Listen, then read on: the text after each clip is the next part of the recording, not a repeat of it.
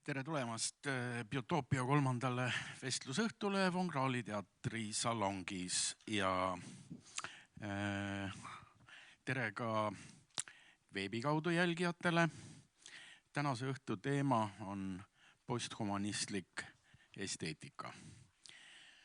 Viimase, ütleme paarikümne aasta jooksul on olendi mõiste ja teadvuse mõiste teinud pikkade hüpetega kiireid muutusi. Selgeks on saanud, et mitte ainult loomad, vaid ka näiteks taimed on teadvusel. Lisaks sellele jõuab tõenäoliselt järjest lähemale nagu see hetk, kus me peame väga tõsiselt mõtlema, kas meie masinad, meie tunnetusproteesid on teadvusel või mitte.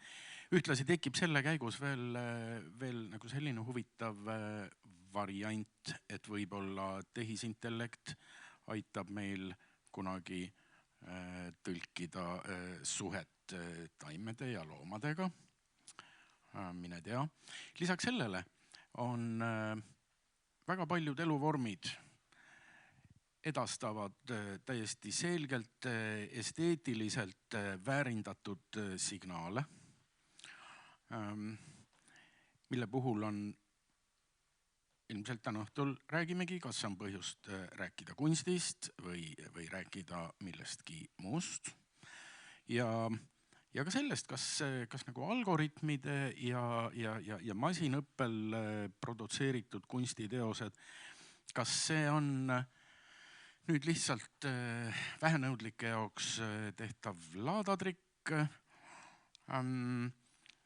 loomemajanduse lõppu kuulutav vaenukägu või siis hoopiski mingisugune huvitav uus evolutsiooniline hüpe. Ja tänast teemat modereerivad meil Lilian Hiiop, kes on EKA magistrant ja kuraator ja galerist, ja Urmas Lüüs, kes on kunstnik ja EKA õppejõud ja disainer. Siis Jette-Loona Hermanis, etenduskunstnik, ja Valde Klaur, kes on EKA tudeng. Vestlusõhtu ise on koostöö Von Krahli Akadeemia ja ERR-i kultuuriportaaliga.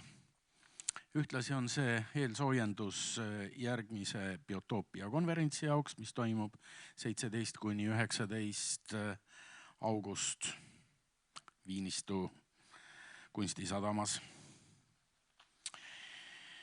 Meile on hoogu andnud Tallinna Kultuuri- ja Spordiamet ja Biotoopia kogukonna arengut toetab Kodanikuühiskonna Sihtkapital. Nüüd tulevad manitsused. Et vestlusõhtu jooksul tekivad küsimused, olge head, tähendage endale üles ja esitage need pärast seda vestlusringi.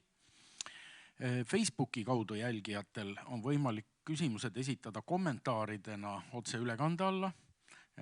Need siis loetakse hiljem ette. Ja kui kellegil on vestlusõhtu jooksul väga tungiv soov täiendada endapoolse informatsiooniga mõttekäike, siis palume teil tõsta käe ja teile tuuakse mikrofon.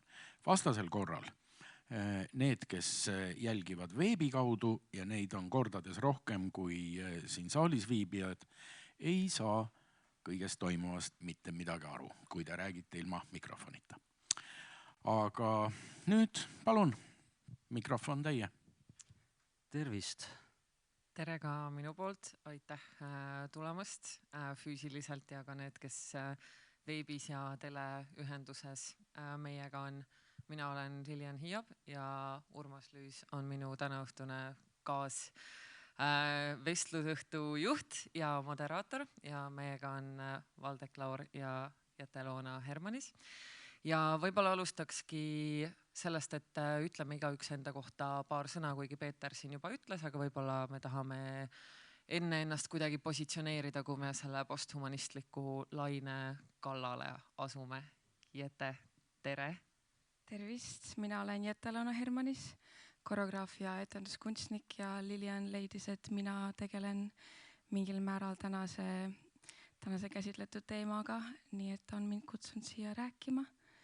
Mul on väga rõõm siin kohal viibida. Aitäh tulemast. Ja ma siis igaks juhuks ka ütlen, mis see minu teema nii-öelda on, et ma olen oma magistritöös uurinud nähtust, mida ma nimetan posthumanismi uueks esteetiliseks laineks kaasaegse kunsti trendis. Ja ma räägin nendest iseloomujoontest natukene mõne aja pärast lähemalt, aga jätkame praegu tutvustustega. Tere, mina olen Valdek. Ma olen siis, nagu öeldud, EKA metallikunsti tudeng. Aga lisaks sellele, et ma koolis käin, siis mul on tegelikult ka sügav huvi olnud juba pikemalt muuhulgas näiteks ulmekultuuri ja siis praegu hiljuti ka algoritmiliselt loodavate teoste vastu. Ma ei julgeks nüüd praegu veel kunstiks nimetada, aga see on kindlasti teema, mida me siin tänase õhtu jooksul natukene lahata saame. Ja tervist veel kord, Urmas Lüüs, minu nimi. Ning olen siis Eesti disainiteaduskonna lektor oma ühe leiva poolest, mis katab ära mu üüri ja teise poolest siis olen enda töökojas, enda stuudios siis vabalt tegutsev inimene.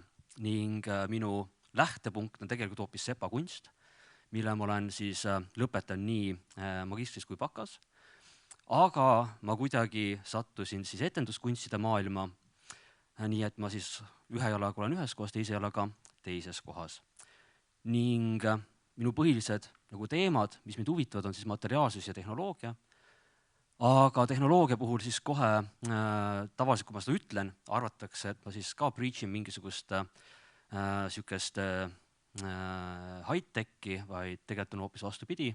Et minu jaoks tehnoloogia tekib siis, kui juba inimese eellased võtavad mingi eseme kätte, mille abil midagi mõjutada ning minu suurem huvi lõpeb sellega, kui ma ei näe enam, kuidas süsteem töötab ja kuidas seda parandada, ehk siis kui asi väljub mingitest hammasratast ja hoobade maailmast. Aga ma olen viimasel ajal siis palju selle digitaalse maailmaga kokku puutinud ja tegelikult mul on praegust väga digitaalne kogemus füüsilises maailmas, sest viimased 3 aastat ma olen istunud Zoomi koosolekutel, kus ma ei näe, kellega ma räägin ja täpselt hetkel mul on see valgus nii teravalt silmas, et kindlasti on siin tuttavaid inimesi, aga ma ei näe mitte ühegi teist nägusid. Nii et siuke pure Zoom experience in live. Väga hea.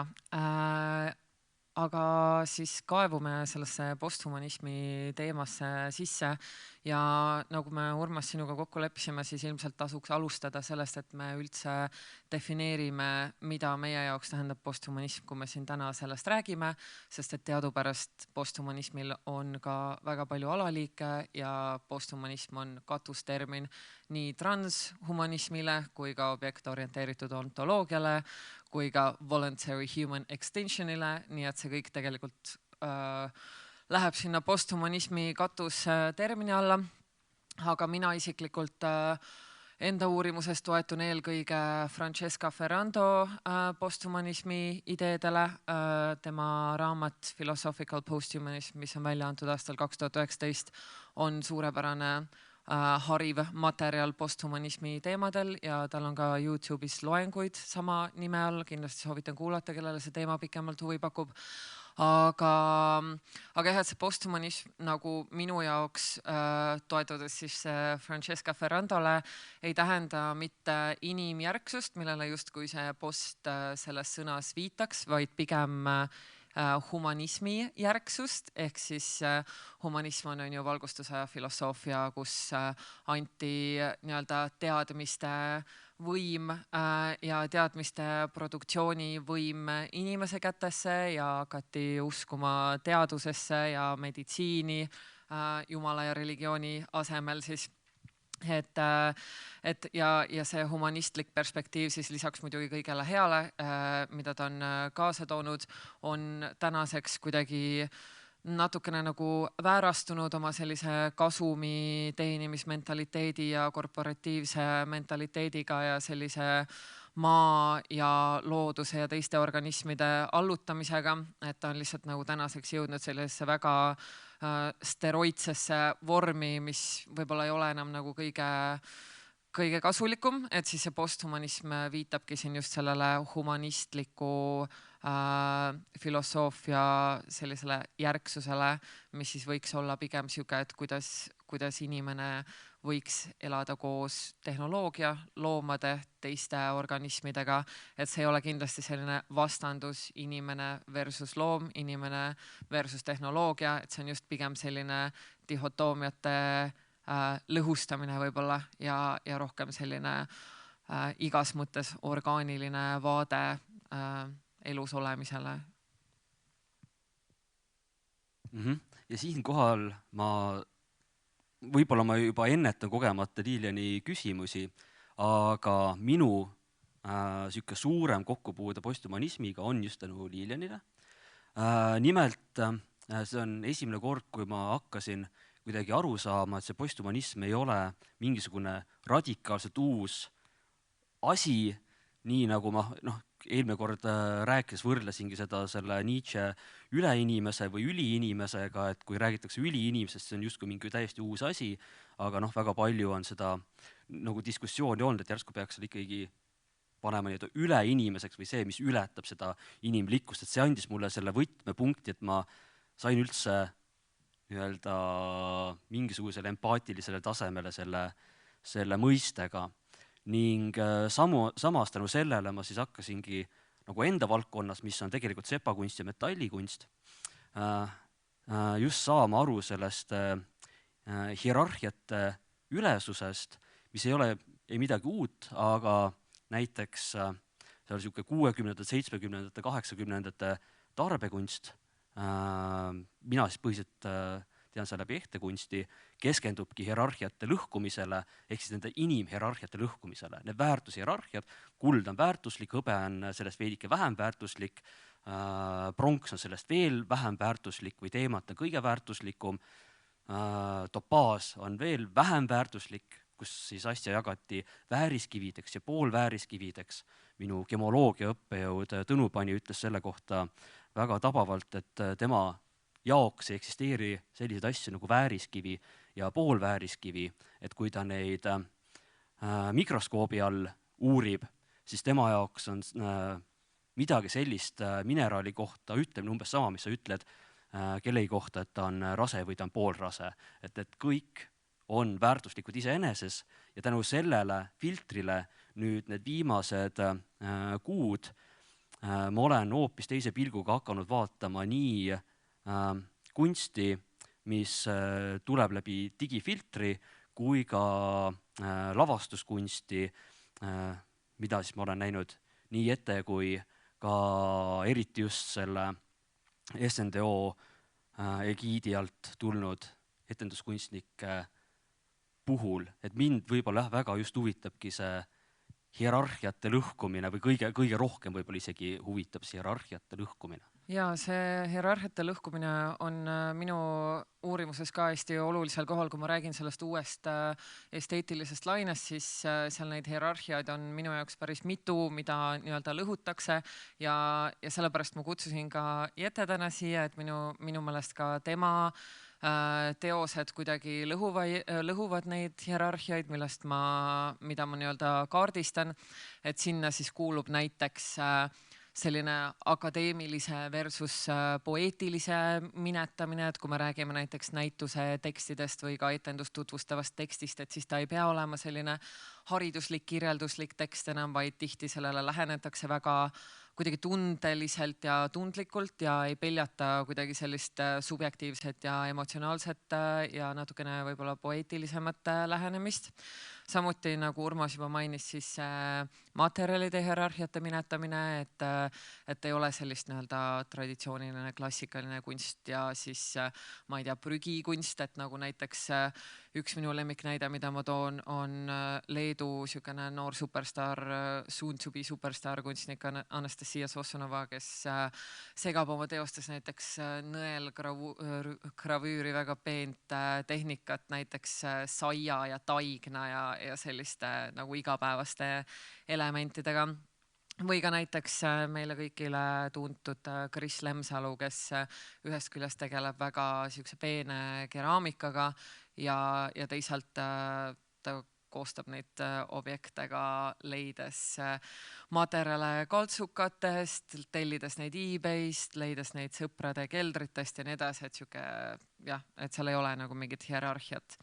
Ja samuti kuulub sinna selle posthumanistliku esteetilise laine juurde näiteks näitusepindade hierarhiate kadumine, et olen täheldanud, et näiteks keldris või kasvuhoones toimuv näitus võib omada sama suurt kõlapinda kui muuseuminäitus, kui sellest on head installatsioonifotod tehtud.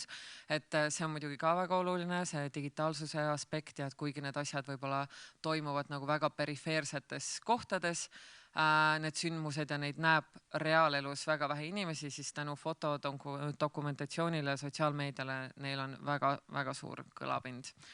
Aga ma läheksin nüüd konkreetselt Jette juurde ja mul on siin telefon, kus ma tsiteerin oma materjale, nii et ma ei scrolli siin vahepeal telefonis, vaid ma lihtsalt vaatan neid küsimusi ja tsitaate.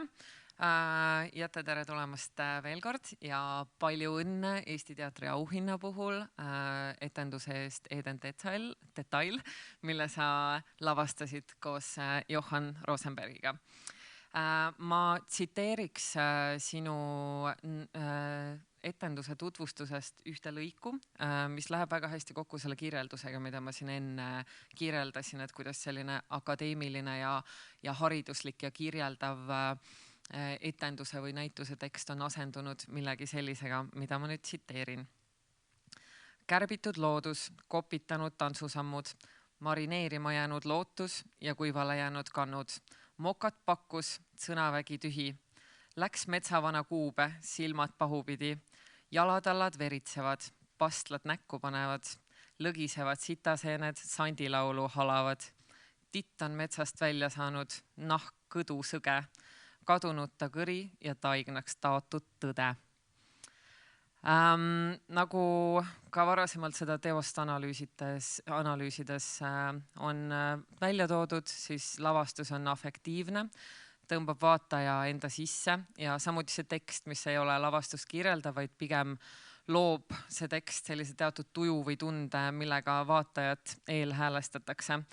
Et ma natukene käisin juba neid hierarhiate minetamisi siin üle ja ma tahtsingi sinult küsida, et võib-olla sa räägiksid natukene sellest tekstist ja et kuidas sina suhtud sellisse kirjeldavasse, võib-olla nagu klassikalisemasse etendust tutvustavasse teksti ja kuidas selline tekst sündis? Okei, eks ma proovin. Esiteks selle tegelikult teksti kirjutas Johan, minu kolleeg, aga vist nagu kogu selle etenduse siuke olemus oligi just minna nagu tagasi nii-öelda Eesti folkloori või mingis mõttes nagu mõistatustele, et jäädagi mingil määral nagu hästi nagu mingil määral nagu vague või ambiguous, et mida see siis etendus hakkab nagu rääkima, aga andagi jah, just siuke nagu atmosfäär või mingi tunnetus, mis kindlasti juba nagu avab mingil määral ka nagu selle töö sisu. Pigem jah, selline nagu kirjeldav tekst on natukene nagu rohkem mulle mitte problemaatiline, aga nagu võõras või ma ei oska sellesse kuidagi niivõrd hästi haakuda. Et sellepärast just selline valik. Tõesti, ta on väga siukene tuju tekitav. Ja ma näen seda tõesti kuidagi väga palju viimasel ajal, et mulle tundub, et noorema põlvkonna kunstnikud kuidagi teadlikult nagu distantseerivad ennast sellisest konventsionaalsest väljast ja kuidagi tahavad nagu natukene rohkem oma teed leida ja kuidagi nagu mängulisemalt sellesse asja suhtuda. Urmas, kuidas sulle tundub? Jah, tegelikult just see, mida Lilian viimases nii-öelda lauses ütles, et tahetakse seljatada neid konventsioone. Mulle sellega tuli meelde tegelikult üks vana Vietnami kindral, kes tegelikult ütles hoopis sõjatarkust, mitte ta ei mõelnud kultuuri, aga ta ütles umbes nii, et kui sa suurendad territooriumi, siis sa vähendad kontsentratsiooni ja kui sa suurendad kontsentratsiooni, siis sa alati vähendad territooriumi. Ja eriti just teatri kontekstis jäin ma läbi selle lause mõtlema, just see hierarhiate vahelt liikumine, et minu jaoks see seltskond, see põlvkond, kes praegust eriti aktiivselt nii disaini valdkonnas vaadates Valdekule otsa kui etenduskunstide osas vaadates siis Jetele otsa, et see on läbimas mingisugust nagu sükest renessanssi, et kui meil on, võib isegi öelda aastasadu jälle keskendutud mingisugusesse väga spetsiifilisse nii-öelda teadmisesse või väga spetsiifilisse valdkonda sisse minekule, siis kui vaadata praegust näiteks disainiteaduskonnas ringi, siis sa väga harva leiad sealt tudengiks tegeleb ühe asjaga või sa leiad väga harva inimese, kes tõesti on keskendunud ühele kindlale aspektile mingis valdkonnas. Reeglina ta teeb ikka muusikat, kirjutab, loob kunsti, võib-olla on teinud mingi moeetendus ja nii edasi ja nii edasi. Ja samas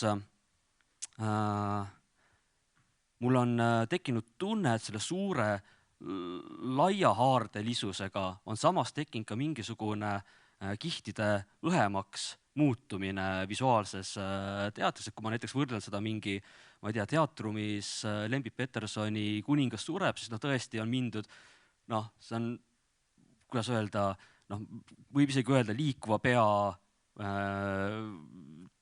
teatriks, kus enam-vähem väga ei ole vahet, kas see etendus on ette loetud või see on ette mängitud.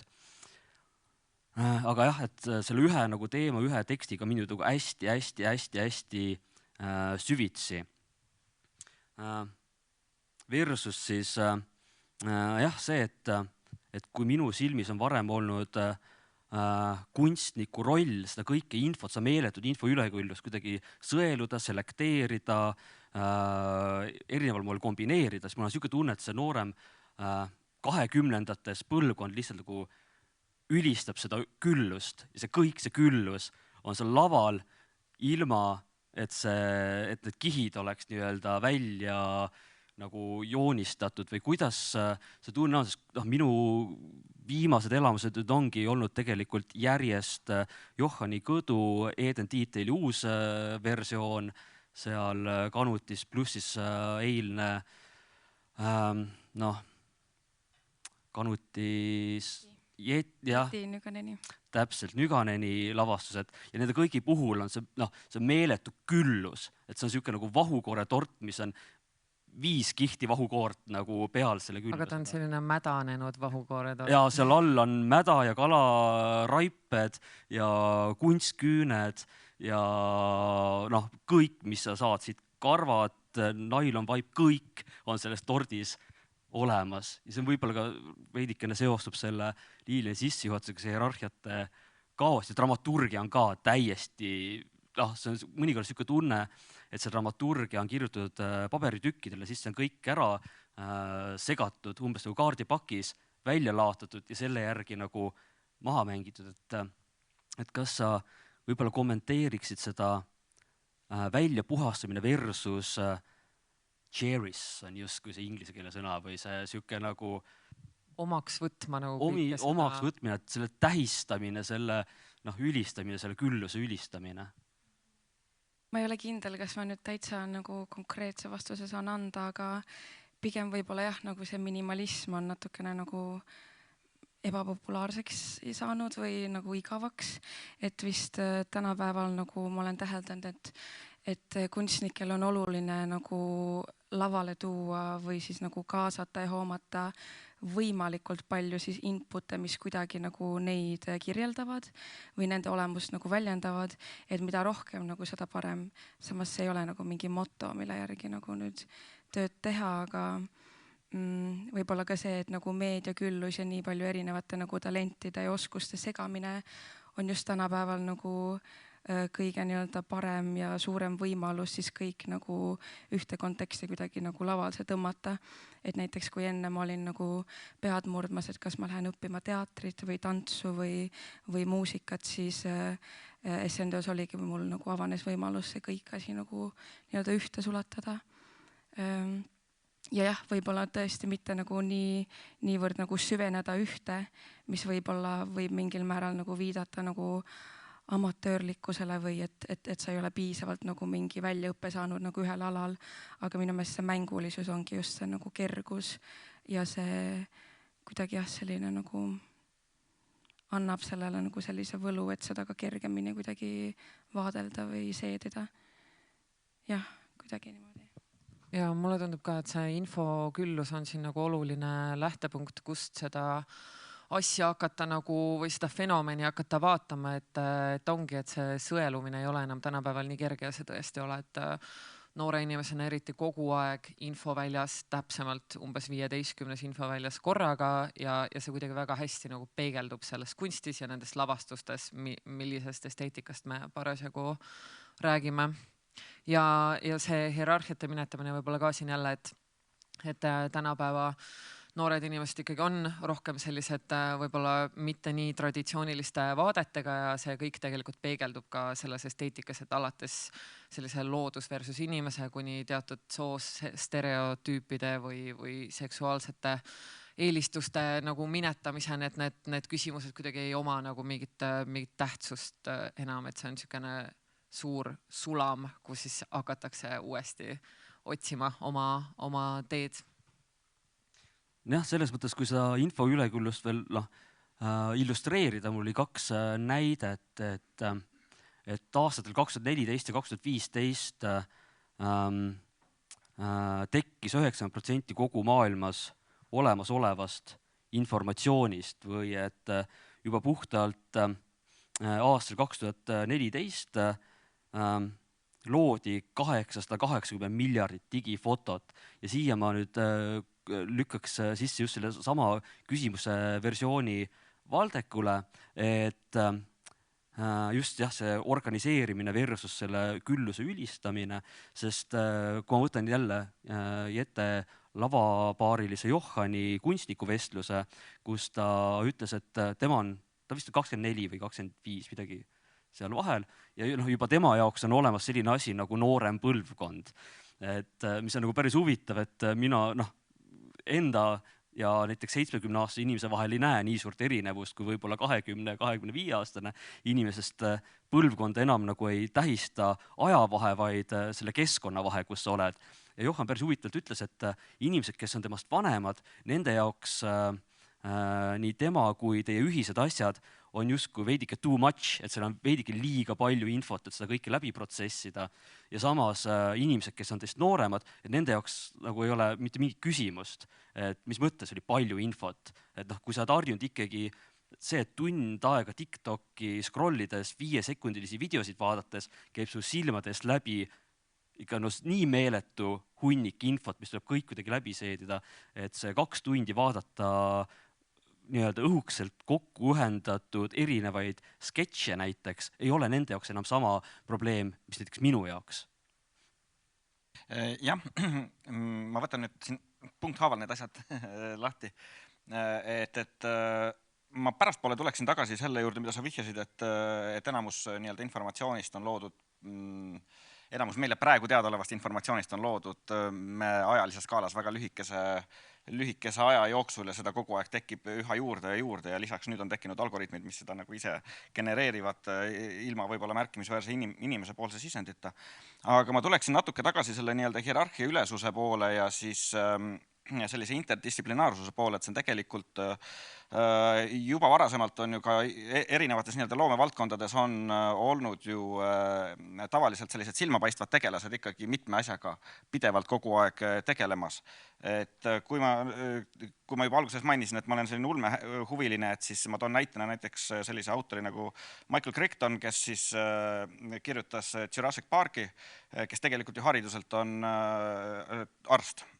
Ja siis teise näitena näiteks üks kaasaegne ulmeautor Adrian Tšaikovski, kes on siis kirjutanud sellise suurepärase raamatu nagu Children of Time, kus on väga läbivad tegelikult needsamad sellised inimliku hierarhia puudumise teemad, et seal nimelt keskseks looks on siis inimese nii-öelda võitlus ämblikega, et ämblikud on saavutanud teadlikkuse taseme ning mitte vähe sellest, et nad on saavutanud teadlikkuse taseme, nad on saavutanud kõrgtsivilisatsiooni taseme, kasutades muuhulgas näiteks sipelgaid arvutina. Ja see kõik on suurepäraselt kirjutatud ja ta on nagu väga ladus ja kui ma seda lugesin, mul tekkisid kohe nii-öelda mingisugused seosed nende samade teemadega, mida me siin seda nii-öelda vestlust ette valmistades oleme uurinud ja käsitlenud. Ja Adrian Tšaikovski on hariduselt zooloog ja psühholoog. Ja ta on tegelikult praktiseerinud, ta nii-öelda enne seda, kui ta kirjanikuks hakkas, ta oli pikalt õigusteadlane või on praktiseeriv nii-öelda jurist, eks, et kust sa ikka nagu raha saad, et kuidagi pead ju raha saama selleks, et kirjanikuks hakata. Valdek, kas sa tead, et ühed seened juba kasutavad sipelgaid enda agentidena? Ja, teevad zombideks. See on väga hurmav. Väga hurmav. See käib siis niimoodi, et kui sipelgas selle seenega kokku puutub, siis see sipelgas läheb, tal juhtub ajus midagi ja siis ta läheb puu külge ja hammustab ennast puu külge niimoodi, et ta ei saa sealt enam lahti ja siis see seen võtab selle sipelga üle ja siis see seen saab ka läbi sipelga selle puu nakatada. Seal oli vist isegi see teema, et see seen justkui juhib neid sipelgaid nii-öelda päikese kätte minema, et seen nii-öelda ülespoole liikuma, et valgusele lähemale selleks, et seen saaks energiat päikse käest loogiliselt võttes.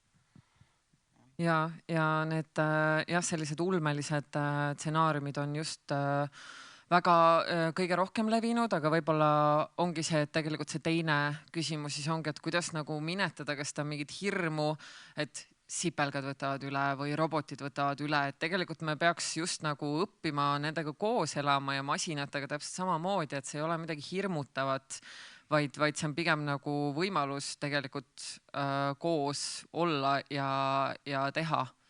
Aga samas, mis on nagu üks huvitav aspekt, kui ma olen vaadanud nüüd eriti nagu teravdatud pilguga seda nii-öelda posthumanistlikule esteetikale, selle alla liigituvat kunsti, siis enamasti see on väga õõvastav.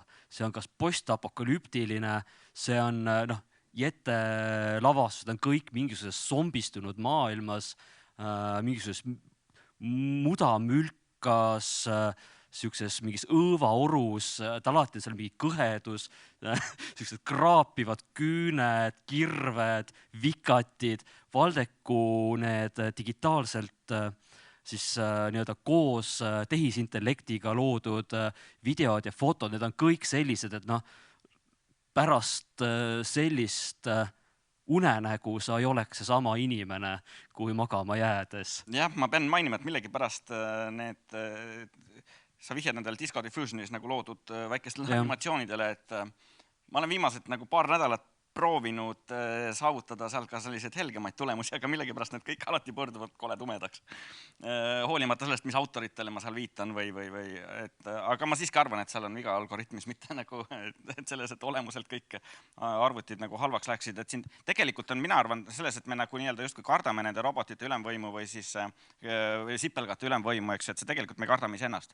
Et me tegelikult kardame inimesi seal sees, mitte neid konkreetseid nii-öelda seda, kellele meil nii-öelda see hirm on suunatud. Ja, absoluutselt, et mõtle, kui keegi oleks veel samasuguse intelligentsi tasemega nagu meie. Aga jah, see selline õõvastuse faktor on tõesti, ma olen ka märganud, et selles esteetilises laines, mida ma nimetan siis posthumanistlikuks sees ja ka sinu etenduste puhul tõesti, et sa tegelikult viitad kuidagi tihti tagasi mingitele mütoloogilistele või folkloristlikele žestidele või lugudele, aga see kunagi ei ole selline lineaarne, et sa tead täpselt, millest räägitakse, vaid pigem see on selline jälle mingi tunde tekitamine, et see on kuidagi mingis mõttes nagu tuttavlik ja kuidagi tekitab mingit teatud nostalgiat isegi kohati ja võib-olla ka nagu eestlasele võib-olla eriti, sest et kui me oleme üles kasvanud selliste nukitsameeste ja muude väga nagu darkide multikatega, siis kuidagi ma ei tea, meie jaoks ei ole võib-olla nagu nii tume maailm, aga võib-olla sa räägid natukene sellest ühest küljest digikultuurist, mis sind kindlasti väga palju mõjutab või see infoväli ja samas teisest küljest, nagu Urmas ütles, siis see on väga selline nagu maalähedane ja tagasivaatav võib-olla mingitele eelnevatele traditsioonidele, mida meie paganlikud eelkäijad viljelesid. Ja samamoodi nagu sa enne kirjeldasid ka kõike. Minu jaoks ongi just see groteskne ja tume kõige kaunim ja võluvam. Et ma ei näe seda üldse nagu negatiivselt, vaid pigem mul on igav ja ma ei ole stimuleeritud, kui kõik on ilus ja positiivne ja armas. Nii et jah, et see vist nagu oleneb nagu inimesest. Aga jah, ma vastaks hea meelega, ma võtaks vabaduse lausa lugeda enda vastust Lilianile. No nii, võlu peitub minu jaoks just sümbolites ja arhetüüpides, mida alateadvuses universaalselt ära tunneme, ilma vajaduseta millegile konkreetsele viidata. Rituaalsete žestide lavastamine ja sümbolitele vihjamine on omamoodi nagu salakeel, kus märgid ja embleemid kujutavad teatud hoiakuid ja edastavad informatsiooni. See viis, kuidas neid koreografeerida ja vaatajale edasi kanda, ongi niivõrd subjektiivne isiklik valik, mis portreerib teatud individuaalset kogemust, aga kõnetab vaatajat ehk hoopis teisest talle olulisest nurgast. See ongi see ambiguity, mis ma enne ka mainisin, ehk mitmemõttelisuse mõiste jõud puudutada erinevaid stsenaariume. Ja digikultuuris üsna omaseks sai juba tükk aega liikvel olnud fenomen sad boy, sad girl movement, mis siis romantiseerib emotsionaalsust, isegi vaimseid häireid, nagu näiteks depressioon. Ja taoline nähtus tundus siduma ka iidse terminiga, nagu seda on suffering artist või tortured artist, mis omal moel süvendab emotsionaalselt masohistlikke kalduvusi ja mis mingil määral ka toidab loovprotsessi, pöörates taolise seisundi materjaliks ja töösisuks. Võib-olla niimoodi vastaksin. Väga hea. Ma lisan siia veel juurde, et tegelikult kõik ei pea olema alati nagu väga tumedates toonides, kuigi mul endale ka isiklikult igasugused sellised düstoopilised nägemused küllaltki kõnetavad, aga näiteks selline autor nagu Jane M. Banks, kes on loonud sellise nii-öelda ulmemaailma nagu kultuur, mis on põhimõtteliselt selline klassikaline posthumanistlik maailm, kus kõigil on tegelikult kogu aeg hea olla. Post-scarcity on siis selle nii-öelda ingliskeelne termin. Aga selleks, et ta enda raamatut justkui käima saaks, raamatute tegevus väga harva toimub seal kultuuris, leiab aset. See tavaliselt leiab aset kuskil selle kultuuri ääremaadel või suisa sealt väljaspool. Ehk siis, et kui kõik on jumala hästi, siis ongi seda intriigi väga keeruline leida, kui mitte suisa võimatu. Jah, ilmselt fantaasia aktiveerimiseks peab tõesti mingi intriig olema. Sellised me juba kord inimestena oleme, nagu Jette ka ütles, siis, et ikka stimuleeriks. Aga kui ühest küljest see kõik on kuidagi hästi, nagu me rääkisime, selline füüsiline, kehaline, mingis mõttes maine või maalähedane, siis teisest küljest ikkagi see digitaalsus on seal väga sees ja näiteks isegi selle posthumanistliku esteetilise laine puhul, et kust tegelikult see laine nagu üldse populariseerus, oligi teatud trendsetter online väljaanded, näiteks nagu Flaxo või Svetnik, kes postitavadki ainult seda esteetikat põhimõtteliselt ja selle võrra ka kultiveerivad seda. Et ma ise ka kindlasti nagu olen sealt väga palju mõjutusi saanud ja muidugi neil on ka Instagrami kontod ja nii edasi, et sealt kuidagi see esteetika nagu levib. Et ma tahtsingi veel ka küsida, et kui palju näiteks sind sotsiaalmeedia otseselt nagu esteetika valikutel mõjutab ja teiseks mu küsimus on ka see, et kui palju sa ise kureerid enda online persoonat ja online olekut? Mm-hmm. 、jällegi vastus, mida ma ette loen. 、, , 、, , 、, , , , , , , , , , , , , , , , , , , , , , , , , , , , , , , , , , , , , , , , , , , Et kui palju ma seda kureerin, et ikka on ka sotsiaalmeedia kaudu representeeritud persona üsna kontrollitud, nagu on seda ka laval. Aga see tendents hakkas mul pihta juba varasest Instagrami konto loomisest, kuhu hakkaski laekuma fotomaterjali, mis siis toetas mingit teatud atmosfääri ja tunnetuslikkust, mis mul oman on. Aga samamoodi nagu näiteks Tumblr platvorm, mis on minu meelest nagu rohkem pioneer, kui seda on Instagram, kus iga kasutaja repostib visuaalset materjali, mis siis kollaažina kokku kujutavad ja peegeldavad selle inimese fantaasiaid ja olemust. Aga nüüdseks on Instagram kasvanud kõige käepärasemaks, kus nii-öelda end kui kunstniku promoda ja selle ümber luua ka teatud sorti semifiktiivne persona. Ja semi just selle tõttu, et tegelikult ei ole tegu võltside atribuutidega, mida kuvame, vaid üksnes kontrollitud seisundiga, kus kujutan vaid osa oma kogu mitmetahulisest olemusest. Aga eks ikka mõjutab küll, aga mul lihtsalt algaski see juba nagu aastaid tagasi, lausa vist 10 aastat just Tumblris istudes. Mis mingil määral siis nagu minu meelest ongi nagu sellise nagu universaalse nagu selle stiilitunnetuslikuga niimoodi tekitanud.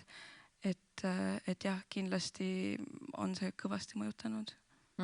Ja Tumblr on selle kõige selle esteetika algpunkt tõesti, aga Valdek, kuidas sind sellised online väljaanded ja online visuaal mõjutab oma teoseid luues? Ei, kindlasti väga palju mõjutab selles mõttes, et väga suure osa sellest uuest informatsioonist saame me ju ikkagi nimelt sotsiaalmeediast ja mitte nüüd lihtsalt tingimata Facebookist, vaid nimelt, nagu te siin nimetasite, Tumblrist ja kui mina näiteks mingisugust tööd hakkan tegema, et siis tavaliselt ma enne seda väga põhjalikult vaatan näiteks Pinteresti. Et see on jällegi ka üks selline suurepärase algoritmiga üles ehitatud nii-öelda visuaalne keskkond, mis võimendab sinu otsingut nii-öelda. Ja mõnes mõttes ta näitabki nagu väga hästi ära sellist nii-öelda algoritmide kui tööriistade tugevust. Et tihtipeale algoritm tunneb meid paremini, kui me ise tunneme. Et kui te näiteks vaatate enda YouTube'i esilehte, et siis sinu YouTube'i esileht ütleb sinu kohta rohkem kui ükski CV suudaks öelda sinu nagu tegelikult sisemise olemuse kohta. Ma loodan, et keegi minu YouTube'i esilehte ei näe. Jah, aga siin selle esteetika juures ma tuleks nagu selle juurde, et etenduskunst ma isegi mingil määral saan aru, kuidas ta nagu üks-ühele nii-öelda väga hästi Darja Popolitov ütles eelmine kord selle kohta, et ma ei ole ju tulnud vaakumist. See on loogiline, et see mingisugune esteetika, mis ta kanda kinnitab, et ta saab võimenduse just seltskondades. Ta saab läbi selle, et mingid inimesed jagavad seda ühist mingisugust esteetilist eelistust. Nüüd, mis mind nagu selle juures jäi huvitama, on see, et Valdek mainis siin korraga, et kui sinu digiloomingut vaadata, et see ei ole võetud nüüd üks-ühele, nii et sa oled vaadanud 2 päeva ilma magamata Tumblrit ja Pinteresti ja siis istunud ülejäänud nädal aega arvutis, et on ka neid teoseid, sa ei tunne neid lihtsalt ära. Jah, ma lihtsalt ei tunne neid kindlasti ära, aga mis mind nagu just selle nagu digitaalsuse juures kõige rohkem huvitab ja mis mind selle postdigitaalsuse ja postdigital crafti puhul huvitab, on see, kui see ei muutu enam asjaks iseenesest, vaid nii nagu minu hammasrataste ja hoobade maailm, mille on võimalik taandada haamrile, on siis see, et haamer ei ole nagu asi iseenesest või ta ei ole minu jaoks töögas oluline asjana iseenesest, vaid ikkagi see, mis ma sellega teen, läbi selle filtri nagu teen.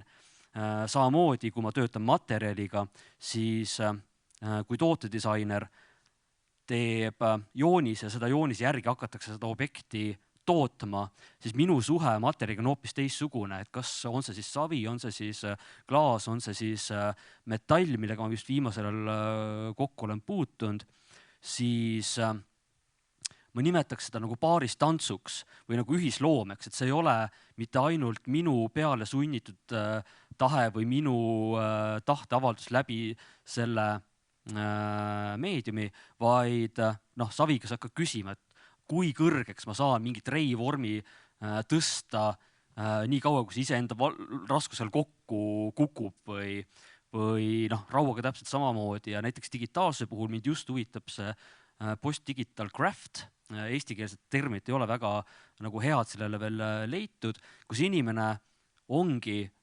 arvutiga vestluspartner.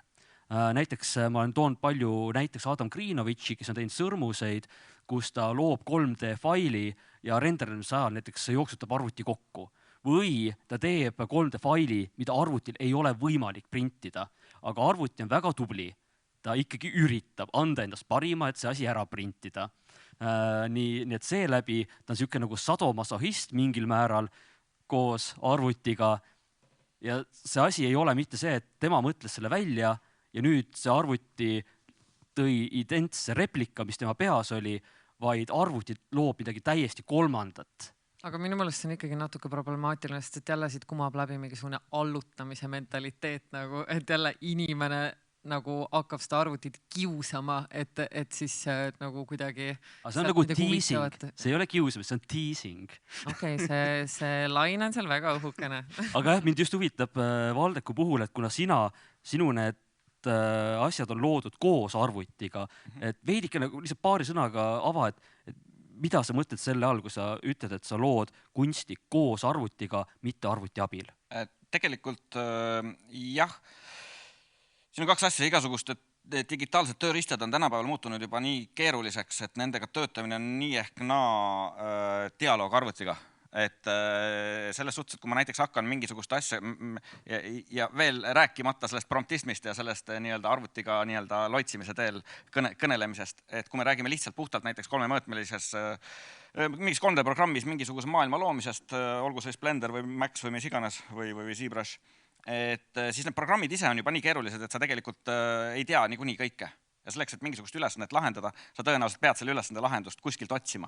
Et sa pead kõige lihtsamini öeldes konsulteerima siis YouTube'i või siis Google'iga, et kuidas ma lahendan selle probleemi, sellepärast, et nad on väga-väga mitmekihilised. Et selles suhtes mina ise kogu aeg tunnetan seda, et kui ma midagi nagu arvutis teen, et siis ma tegelikult olen justkui võrdne võrdsega dialoogis, või see ei ole alati võrdne võrdsega. Päris tihti saab arvuti minust võitu ka nagu. Aga tulles nüüd selle juurde, millele sa vihjasid, et siis jah, praegu see on nüüd selline viimase aasta teema, kui siis need masinõppe algoritmid jõudsid sinna maale, et inimestel muutus võimalikuks arvutitega suhelda lausete abil põhimõtteliselt, mis siis lihtsalt seletatuna tähendab seda, et sa ütled arvutile mingisuguse lause ja siis vaatad, mis arvuti sulle selle eest vastab ja see vastus tavaliselt nagu Google'i otsing põhimõtteliselt. Nagu Google'i otsing põhimõtteliselt, jah. Aga et ta on küllaltki sarnane Google'i otsingule, ütleme niimoodi, selles suhtes, et sellest, kui hästi sinu lause on sõnastatud, sellest tihtipeale sõltub see, kui huvitav või kõnetav see teos on, mida nagu arvuti sulle vastu annab siis.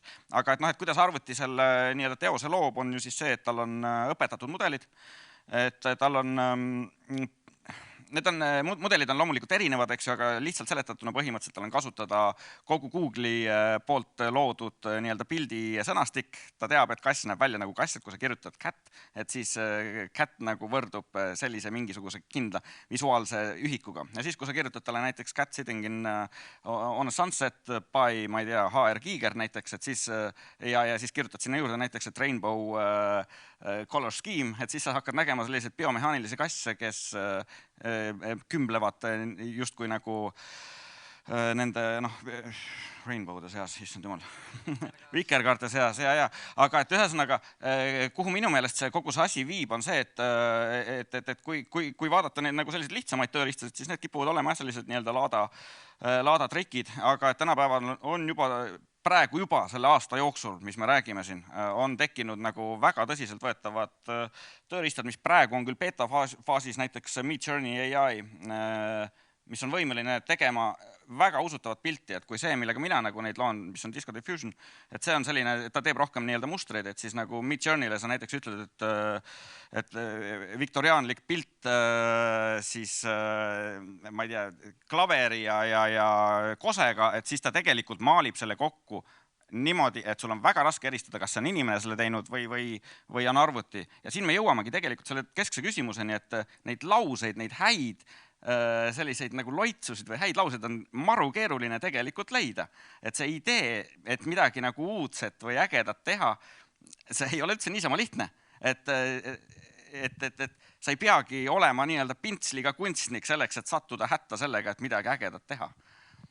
Ja siin tuleb üks sõna, mida sa kasutasid, loitsimine, mis kohe viib mind kuidagi ette juurde jälle tagasi, et samamoodi sinu maailm, see nii-öelda postdigitaalne maailm on väga loitsiv ja nõiakunsti täis mingil põhjusel. Tahtsin tegelikult enne mainida seda, et ma lugesin eile mitte võib-olla kõige nagu usaldusväärsemast allikast sellist artiklit, et üks mees, kes poisina, tal oli mikrolaineahi, oli nagu nii-öelda imaginary friend, eesti keeles siis kujuteldav sõber, et ta installis sinna ahju sisse siis nagu artificial intelligence'i abil nagu mingisuguse rääkiva ühendi ja kirjutas tema jaoks ka nagu 100-lehelise essee nende kunagi tulevikust või minevikust tähendab ja nii-öelda koos läbi elatud aegadest. Ja ka selle ahju siis minevikus, mis oli kuidagi seotud nagu sõja üleelamisega ja see lõpuks viis selleni, et see mikrolaineahi tahtis teda ära tappa ja talle kätte maksta, et ta olevat nii, sa oled seal lugenud, jah? Aga ma ei teagi, kas see oli päris, aga ühesõnaga selline juhtum. Raske öelda, kas ta nagu, kui palju sul tõde oli, et selles suhtes põhinevatest algoritmidest. Ja seda, et need masinõppel põhinevad algoritmid muutuksid teadlikuks, see on meie tõlgendus sellest. Meile tundub, et ta on teadlik. Et see on näiteks, seesama on ju siin, Aivo Vaske kirjutas hiljuti Maalehes suurepärase artikli sellest, kuidas ta selle OpenAI abil hakkas kirjutama, lasi OpenAI ehk siis nagu sellel masinõppel lasi kirjutada luuletusi ja siis väga usutavad luuletused olid väga meeldivad ja filmistsenaariume ja kõike sellist. Ja need asjad töötavad, need on tegelikult sellised masinõppel tuginevad tekstigeneraatorid on tavapärases kasutuses näiteks sotsiaalmeedia spetsialistide poolt praegu juba. Aga see ei tähenda, et see algoritm oleks ise teadlik. Et see on tegelikult see, et see algoritm siiski teeb seda, mis talle on ette antud. Et näiteks oli ju ka mõni aasta tagasi oli selline algoritm, mida siis nagu ka päris palju nii-öelda sellise negatiivse näitena esile toodi, oli see, kui Microsoft õpetas seal ühe algoritmi Twitteri põhjal rääkima ja siis ütles, et nii, nüüd on meil tehisintellekt siin olemas ja rääkige temaga ja siis ta väga kiirelt muutus selliseks perversseks ja rassistlikuks hulluks, põhimõtteliselt märatsevaks hulluks, kes tuli 24 tunni pärast avaldamist tuli lihtsalt kinni keerata, sellepärast et ta ajas seal väga seosetut juttu. Seal oli ikkagi selles mõttes enne kõike küsimus selles, et algoritmi puhul meil on see konkreetne mehaanika, mis käsitleb mingisugust sisendit, mis talle sisse antakse. Aga see mehaanika ise ei ole tingimata, mina ei julgeks veel öelda, et see on teadlik ja üldiselt tehisintellektiga tegelevad teadlased samuti kipuvad olema arvamusel, et meil ei ole siin tegu teadlike nii-öelda nähtustega liiatigi veel, kuna teadlikkus kui selline on väga keeruliselt defineeritav isegi inimese enda puhul, et mina julgeks öelda, et me isegi inimestena ei tea, ma ei tea, kas ma olen lõpuni teadlik või mitte, äkki minu otsuseid juhivad mingisugused kvantosakesed kuskil, mis võtavad mingeid positsioone. Ma ei tea tegelikult. Eks siis küll selle inimese enda evil nii-öelda kandus edasi siis sõbrani. Jah, just. Ma võiks natuke vastata jah, aga jällegist nagu loen maha, loodan, et see ei ole nagu liiga robotlik, kuidas ma siin suhtlen. Aga ühesõnaga Liliani poolt enne nagu välja toodud punkt, mis iseloomustab siis posthumanistlikult esteetilisel ainet, on just loodus ja teiste liikidega kontakti otsimine ja hübriidvormide kasutamine, rangete piiride kaotamine inimese, masina ja looduse vahel, mis oli siis punkt, mis resoneerus minuga enim, side looduse, inimese virtuaalse domeeni vahel. Inimeseks olemine ja inimvõimetega piirdumine jääb liigselt limiteerivaks, eriti kunsti kontekstis ja mina jahin tööst transcendentsust ehk ületavust, mis võimaldab kogeda ja eksisteerida seisundis, mis ületabki hariliku või füüsilise taseme. See tähistab inimkogemusele mitte tunnetavat tegelikkust, reaalsust. Transcendentsus tähendab väljaspool inimese kogemust, väljaspool mõõdetavat aega ja ruumi olevat võimalikkust. ja taolise reaalsuse haudamine muutubki mänguliseks, kui fantaseerimine on vaba piiridest, mida võimaldab just looduse hoomamatu müstilisus, punutud kokku tehnoloogia võimetega. Ja siis natukene konkreetsemalt nagu just minu soolo nii-öelda practice'ist rääkides, et peategelase roll, mida tihtipeale kujutan üüberemotsionaalsena, kes portreerib ja peegeldab oma sisemaailmat vaatajale, eksisteerib laval kui tähelepanu januline kloun, kelle ülesandeks on genereerida empaatiat. Inimese üksildus ja hingepiinad on omased ka virtuaalses võrgustikus eksisteerivatele olenditele. Ja nõnda tekib paralleel reaalse ja tehisliku tegelase vahel, kus inimese essents on kapseldatud avatari ihutõkete vahele, väljendades mehaanilise masina valusid, digitaalse kolemängistust.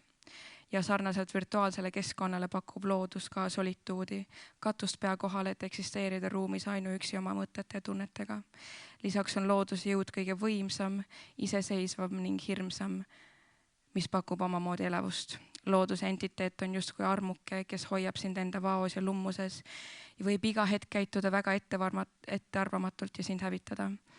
Taoline obsessioon tärkas minus eriti siis peale Angela Carteri novelli The Earl King, mida ma väga soovitan, mis räägib tüdrukust, kes kohtas metsas üleloomulikku tegelast ja langes tema küüsi. Mingil määral nagu ei. Väga ilus.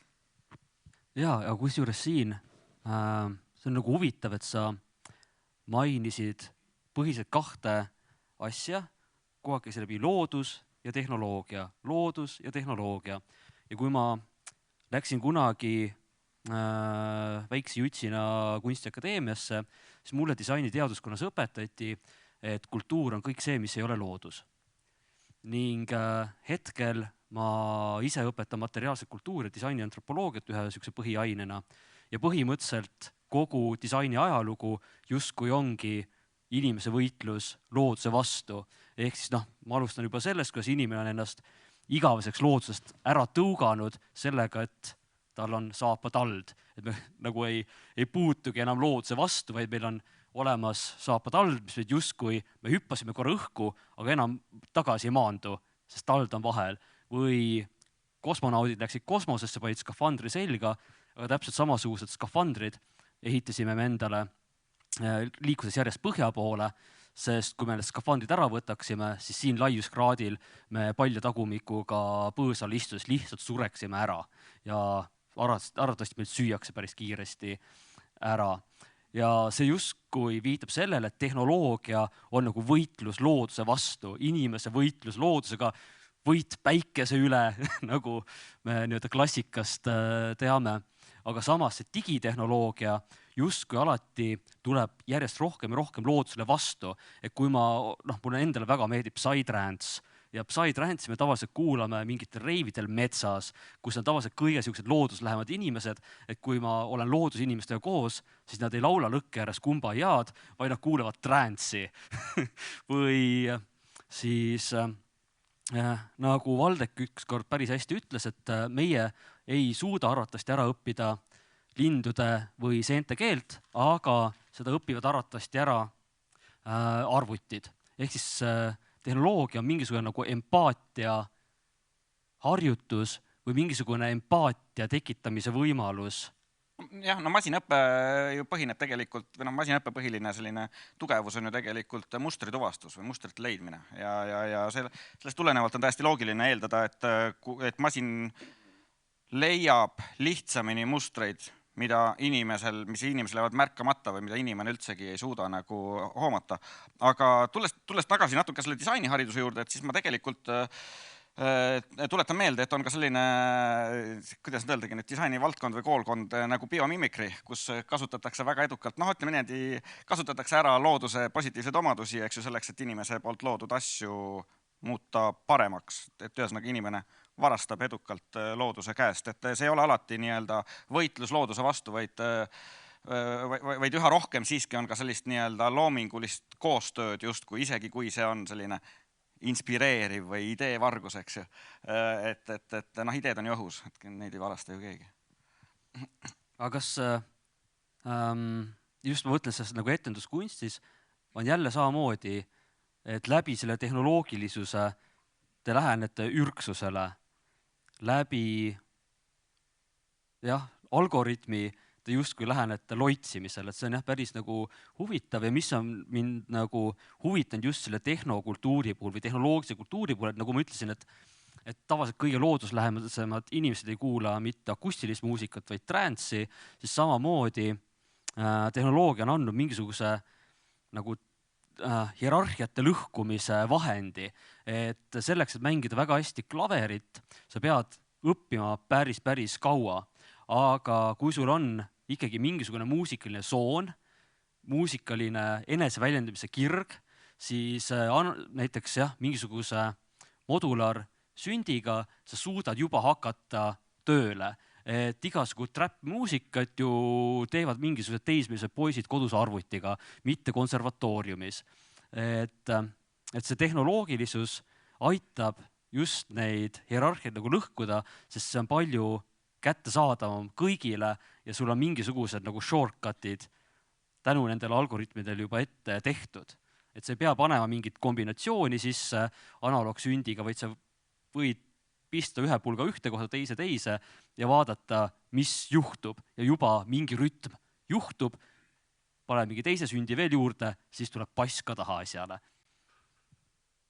Jah, nii on, et kuidagi neid hierarhiaid see väga lõhustab ja muidugi ma ei tahaks nagu kuidagi kõlada, nagu ma oleks traditsiooniliste meediumite vastu, aga ma arvan, et just see, mida sa ütlesid, et see pakub nagu rohkematele inimestele võimalust olla loominguline ja samamoodi see loomingu hierarhia nagu kaob, et sul ei ole vaja nagu mingit geeniuskunstniku, kes oskab luua, vaid tegelikult nagu teatud vahenditega igaüks saab olla loominguline ja veel nagu, et kõik, mis su käe või ükskõik suust või sõrme alt välja tuleb, see ei pea olema masterpiece, et tegelikult nagu vead ja katsetamine ja kõik see on nagu väga teretulnud ja tihti see viib mingite väga huvitavate kombodeni, et see ka niisugune nagu üksiku geeniuse mentaliteet, et kõik, mida sa lood, peab olema nagu supergeniaalne, et minu meelest see ei pea olema niimoodi ja minu meelest see on imeline, et tänapäeva tehnoloogia pakub meile neid võimalusi, et kuidagi seda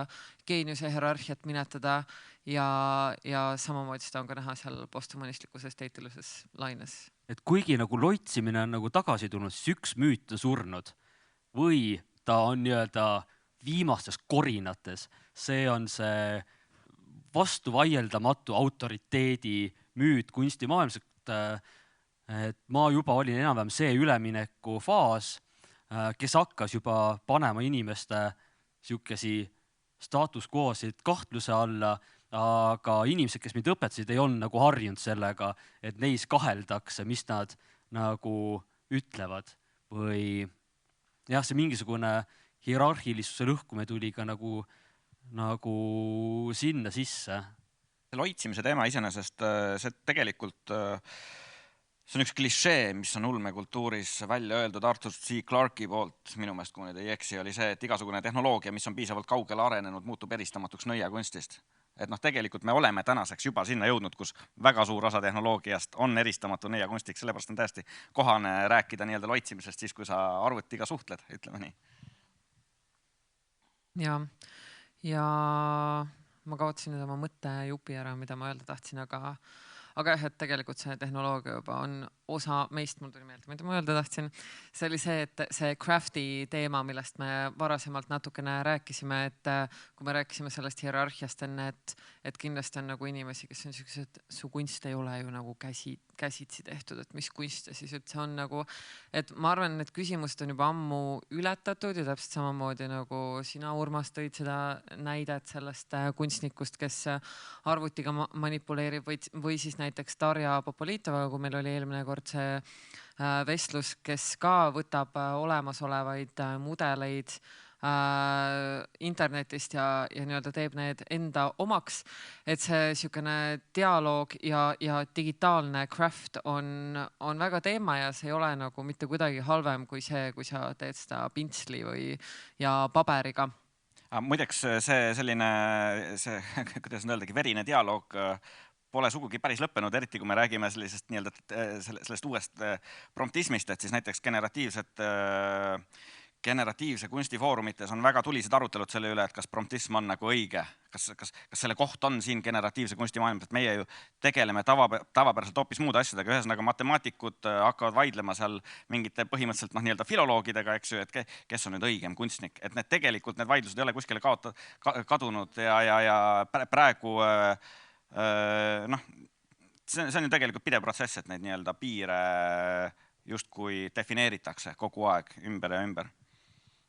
Ja teisest küljest selline teatud outsiderlikkus, mis võib-olla sinu etenduste puhul nagu välja tuleb, et see võib-olla nagu tänaseks on nüüd juba nagu ületatud, aga et ka omaette küsimus olnud on ju, et kui sul ei ole seda akadeemilist teksti või mitte akadeemilist, vaid lihtsalt sellist nagu korralikku kirjeldavat teksti ja sa teed midagi väga sellist intuitiivset ja emotsionaalset ja kasutad leidmaterjale, et tegelikult see kõik nagu justkui läheb sinna outsiderliku kunsti alla, et see on huvitav, et see on kuidagi nagu tagasi väljale jõudnud täiesti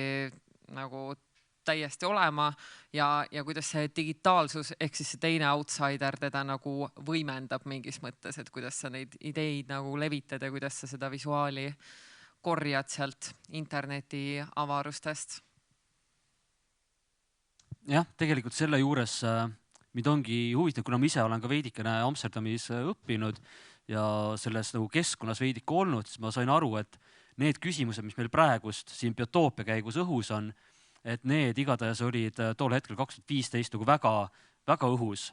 Et sealt võib-olla mul endal ongi tänu sellele on veidike lihtsam vaadata neid SNDO taustaga Amsterdamis lõpetanud lavastusi, sest ma juba eelhäälestatuna tean, et ma ei pea otsima sealt mingisugust dramaturgilist kurvi või mõni dramaturgiline kurv ei lähegi väga kõveraks. Et kuidas sul, Jette, oli Amsterdamis just, ma ei oska seda küsimust nagu formuleerida täpselt, aga see sama hierarhia küsimus, et kõik need lavastused, mida ma olen näinud, küll on nii-öelda dramaturgilised ja seal on dramaturgi juures olnud, aga nad ei jälgi mitte ühtegi klassikalist dramaturgilist mustrit, kui me räägime mingist klassikalist kirjandusteosest, siis see juhatus, teema arendus, esimene väiksem kulminatsioon, siis on teine teema arendus, suurem kulminatsioon, väljajuhatus näiteks. Et seal tihtipeale võib olla see, et ma ei tea, nagu Maria Metsalul, kel lihtsalt sama tseen korduski läbi terve lavastuse ilma ühegi muutuseta. Ja lihtsalt lõks nagu ratas. Või teil, kus sel hetkel, kui ma teadsin, et nüüd peaks tulema kulminatsioon, nüüd on nagu pinge on viidud teil näiteks Eden Detailis õhku, siis te lihtsalt vaikselt lasete kogu selle õhu sealt pallist välja ja ma jälle jään nagu kuidagi pika ninaga. Või mingi hetk, kus peaks mingi kulminatsioon tulema, lihtsalt ei juhtu mitte midagi. Et kas need teemad olid sul nagu teadlikult õhus, see nii-öelda selle dramaturgilise kuldlõike murdmine või? Nii, ma ei oskaks otseselt öelda, et see oli väga aktuaalne teema, millest räägiti, et kas lõhkuda või toetada nagu dramaturgiliselt seda tööd, aga võib-olla on pigem lihtsalt tänapäeval nagu tolereeritavad ka tööd, kus ei olegi dramaturgi ja kus puudubki täielikult nagu tahtlikult sellele lähenemine, mis tegelikult juhtus ka Eden Detaili puhul, et meil ei olnudki dramaturgi. SNDO puhul ma võin muidu ühele asjale nagu natukene juurde rääkida või vastata, et kui siis, kes ei ole lühendit, kuidas see lühend pikalt? School for New Dance Development, mis siis tähistabki just seda, et me ei lähe sinna vanu nagu traditsioonilisi tantsutehnikaid või nii-öelda meetodeid õppima, vaid kõik, mis tulebki just sinust enda seest ja see kõik on valid ja see kõik võib nagu materjaliks edasi koonduda. aga kui SNDO-s oli nagu tugevalt tunda seda, et tõesti nagu kõikidele nagu konventsioonidele vastu minna, siis minu puhul, kuna ma siiski tulin natuke klassikalisema teatri nagu background'ist, näiteks siis kohe see nagu frontality ja hästi nagu üüberteatraalne emotsionaalsus, see oli pigem midagi, mida mina tundsin siis outsiderlikuna, et ma umbes ei järgigi nüüd sükest nagu tänapäeva nagu totaalset neutraalsust või et miks ma ikkagist nende vanade nagu nii-öelda konventsioonidega siiski veel tegelesin. Et see oli see moment mulle, kus ma olin nagu natuke küsimärgi all, et ma võin ju ikkagist ka teha mingil määral mingit mikslit, et ma ei pea kõikidest nendes asjades ju lahti ütlema. Et jah, ma pigem vastaks, et siiski nagu SNDO andis meile kätte kõik nagu need tööriistad ja võimalused, et iga individuaalne kunstnik sai teha mida iganes nagu tema seest nii-öelda nagu välja kerkis. Ja dramaturgia poolele nagu otseselt nii suurt rõhku ei pandud küll, ei. Nii et jah, ma otsin nõela heinakuhjast, kuhu sa nõela ära kaotatud ei ole, kui ma teie etendusi vaatan järelikult. Kuidas teile see posthumanistlik esteetika üldse nagu terminina tundub, et ma siin olen selle nagu nii-öelda külge pannud kunstnikele, et kuidas see, et näiteks on ju niimoodi, et post-internet kunstnikud näiteks Katja Novitskova või H3D või siis This Collective või Kate Cooper, et kui sa ütled, et nad on post-internet kunstnikud neile endale, siis nad on sellised, ma ei ole post-internet kunstnik, kuigi nad on post-internet kunstnikud. Et jah, et huvitav, et see nagu terminist lahti ütlemine, et tegelikult on ju ka nagu igapäevasemalt see, et keegi ei taha öelda, et ma olen trendi järgija, et ma nüüd ostan nagu Sarast trendi järgi endale riideid, et kõik kuidagi tahavad ikkagi olla nagu unikaalsed ja võib-olla nagu mitte alluda mingisugusele trendile või mingisugusele hoovusele, mis neile nagu külge pannakse, et kuidas see üldse nagu tundub? No iseenesest tegelikult ju ka normcore on täiesti nagu tõsiselt võetav selline nii-öelda moesuund ju. Aga minul natuke tuli meelde see, mis me Urmasega siin mõni aeg tagasi rääkisime, kus Urmas ütles väga selgelt, et me rääkisime tiitlitest, et kuidas nagu ennast tituleerida.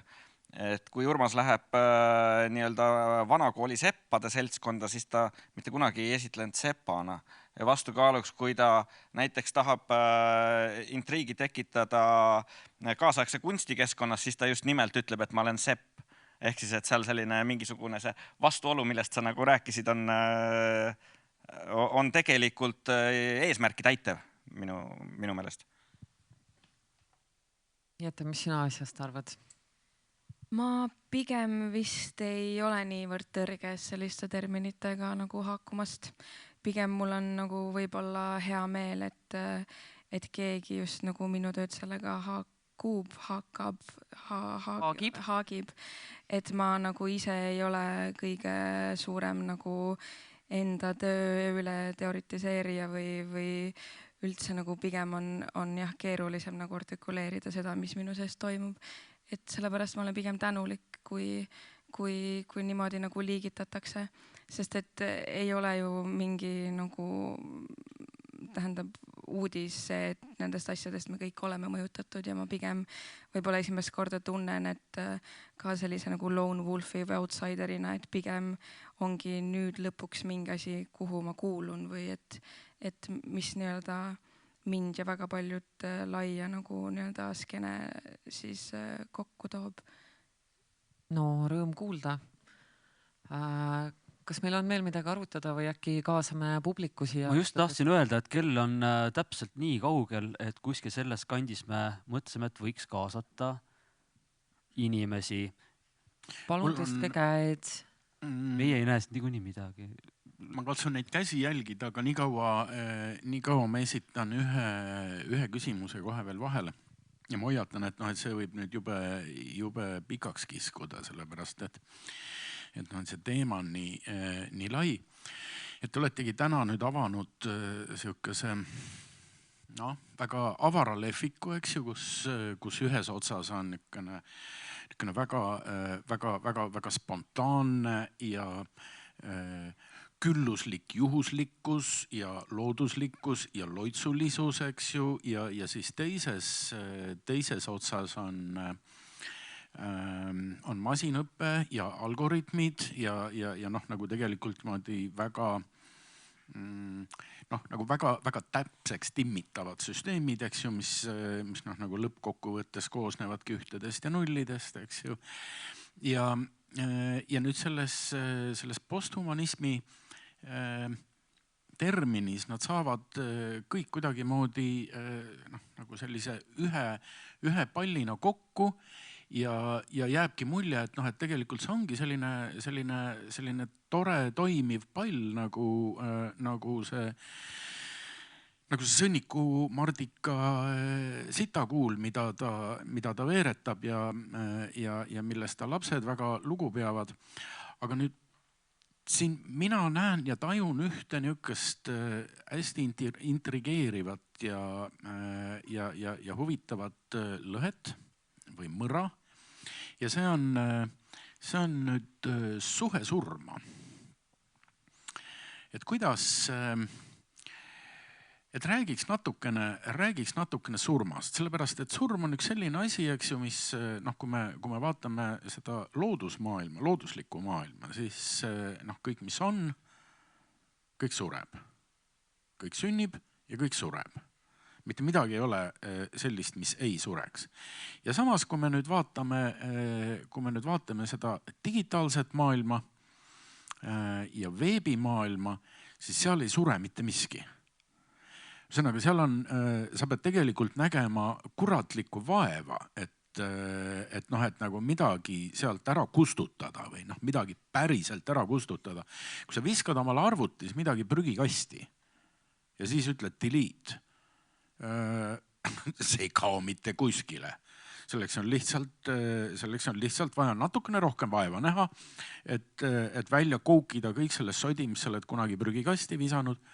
Ja noh, võib öelda, et digitaalses maailmas surma ei ole, seda saab seal ainult simuleerida. Ja äkki oleks tore natukene seda teemat arutada. Mul tekkis selline paralleel kohe, et aga kas siis kivisse fossiiliks saanud tigu on siis ikkagi elus, et minu meelest ei ole ja minu meelest täpselt samamoodi kui mingisugused asjad veebis või mingid veebilehed või mingid infojupid, mis nagu veebi jäävad kuidagi nagu rippuma, neist saab mingisugune imelik fossiil, et nad ei ole mingi kasutatav info või veel enam nad ei ole kuidagi relevantne info enam, et nad jäävadki nagu mingisuguse imeliku asjana sinna, mida ei saaks nagu nimetada, et nad on nagu elus või kuidagi aktiivsed, pigem nad on sellised fossileerunud infotükid, mis sinna kunagi on pandud, mida kunagi on kasutatud, aga siis nüüd enam ei kasutata. Siin on üks trikk vahel, et noh, tegemist nüüd ühesõnaga nende veebifossiilide puhul. Veebifossiilide puhul üldiselt ei ole tegemist mitte selliste passiivsete ühikutega, mis noh, lihtsalt on nagu fossiil mererannal, eks ju, või siis kuskil seal mingites paekivi ladestustes, vanad trilobiidid, vaid nüüd see, mis selles digitaalses maailmas elab, see tahab kogu aeg nänni saada. Anna tööd. Anna tööd ja anna suhkrut. Et no ta on jah, niisugune natukene krati moodi asi ja Margo Loor just tõi ühes üleeilses veebikõneluses välja juhtis sellist tähelepanu sellele, et kui kõik prantslased, iga viimane kui prantslane kustutaks ära 5 meili oma mailboxist, siis vabaneva energiaga saaks Eiffeli torni valgustada 48 ööpäeva. Või oli see 48 kuud, ma isegi ausalt öeldes ei mäleta, väga suurt vahet, ma isegi siin ei taju, need proportsioonid on nagu ühte kui teistpidi nagu koletud. No energiaprobleem tegelikult on ju see keskne probleem kogu inimkonna puhul, et ka see kultuur, mida nagu Banks kirjeldas, et siis ka see sai võimalikuks alles pärast seda, kui inimkond lahendas selle nii-öelda energiaküsimuse. Seni, kuni me seda ei lahenda, seni jäävadki need samad probleemid, millest sa rääkisid, et kui me kustutaksime 5 meili ära, et siis vabaneks nagu meeletu ressurss ja tõenäoliselt kaoks siis ka nagu vastumeelsus igasugu krüptorahade ja kõige muu osas, mis on praeguses olukorras nagu ju selgelt selline loodust kahjustav nähtus pigem. Aga mina olen küll optimistlik, me oleme inimesed ja me saame hakkama sellega. Me võtame nagu need algoritmid appi ja need mõtlevad välja selle viisi, kuidas kurat me saame normaalset energiat nagu teha ilma, et me Venemaast sõltuksime või kellest iganes. Jah, mina siin vaatan seda küsimust hoopis jälle selle disaini antropoloogia nuka pealt, mida ma veidikene seal EKAs rääkinud olen. Et see sama nurjatu ülejäägi küsimus, et meil on lihtsalt kogu aeg vajadus see energia kuskil ära rakendada, et me võime need meilid ära kustutada, aga me peame pärast seda ka selle Eiffeli torni välja valgustama, sest meil on ju see energia üle. Et seesama plastikpudeli küsimus, et plastpudel on geniaalne leiutis. See on võib-olla üks kõige ökoloogilisemaid leiutisi disaini vallas, sellepärast et kui see leiutati, selle kasutamine või selle loomine oli kordades süsinikjälje poolest nii-öelda ökonoomsem, loodussõbralikum, sa said hakata võtma vett kodus kaasa, sa ei pidanud ostma seda vett, see oli turvaline, sa võisid anda selle lapsele kaasa, et ta janusse ei jääks, ei läinud kunagi katki ja nii edasi, nii edasi, nii edasi, aga kuna meil tekkis meeletu ülejääk, tänu sellele, sest me lihtsalt hakkasime umbes paar tuhat korda rohkem neid pudeleid tootma või kui seal 70ndate ja 90ndate vahel vähenes autode või see kütuse ökonoomilisus tõusis 20%, siis inimesed ei sõitnud sama palju ja tal ei jäänud lihtsalt rohkem raha kätte, vaid me saame vaadata, kuidas selgelt inimesed hakkasid sõitma palju-palju rohkem, sest nad said lihtsalt sama raha eest sõita poole rohkem. Et see on selge statistikat, et ükskõik mida me teeme, inimnatuur suudab selle perse keerata igal võimalikul viisil, et inimene liigina on võib-olla ainukene nagu liik loomariigis, et kui tal on janu ja sa kaevad talle kaevu, siis enne kui ta oma janu kustutab, siis ta situb sinna kaevu. Ja me näeme seda igal pool disainis, ükskõik mis disaini edulugu meil on, ükskõik millise tehnoloogilise lahenduse sa mingile probleemile leiad, see lahendus tekitab mingisuguse ennenägematu probleemi, mida me ei ole mitte kunagi varem näinud, millel hakatakse leiutama uut tehnoloogilist lahendust. Absoluutselt, aga ma arvan, et see on kindlasti nagu inimene on üks ainus liik, kes suudab seda nagu niimoodi kõik nagu pekki keerata, aga ma arvan, et see ei ole inimloomus, vaid see on see kapitalistlik ja kasumile orienteeritud süsteem, kus me elame. Et kui sa mõtled näiteks põlisrahvaste peale, siis nemad kuidagi suutsid nagu normaalselt käituda keskkonna ja teiste liikidega, aga just see kapitalistlik shift, ma arvan, on see, mis on siin nagu hästi oluline. Ma arvan, et see on ikkagi ressursi ülejääk. Ma olen ikkagi suht kindel. Nad on ilmselt seotud omavahel, ma arvan, et tegelikult ju mulle jäi kõrvu, kas oli vist Reet Hiiemäe, kes ütles seda, jällegi räägime otsimisest ja siis nagu tehisintellektist, et kuniks inimesed pole saavutanud nagu päris inimlikkust, et siis tegelikult tehisintellekt on ka suhteliselt kasutus, sellepärast et ta igal juhul tegeleb nagu nende probleemidega, nagu mida me praegu näeme, ehk siis nagu kapitalistliku maailma ülesehitamisega, et Facebook tekitab depressiooni, eks me ju kõik teame seda. Aga et küsimus ei ole selles, et algoritmid olemused halvad oleksid, vaid see, et me oleme küsinud, et Facebook tekitaks seda depressiooni selleks, et me saaksime maksimeerida mingisuguste üksikisikute nagu nii-öelda kasumit. Et see on minu meelest päris nagu tõsine. Saaks rohkem reklaami müüa. Just. Et see on minu meelest selline keskne probleem, mis me inimestena peaksime lahendama. Meil ei ole küsimus selles, et me peaksime kartma seal ei sipelgadega tehisintellekti või algoritme, vaid me peaksime kartma iseennast ning me peaksime tegelikult kõigepealt inimestena iseendaga nagu nii-öelda hakkama saama. Et siis nagu tegelikult hakkavad juba muud asjad ka laabuma, kaasa arvatud see nurjatu ülejääk.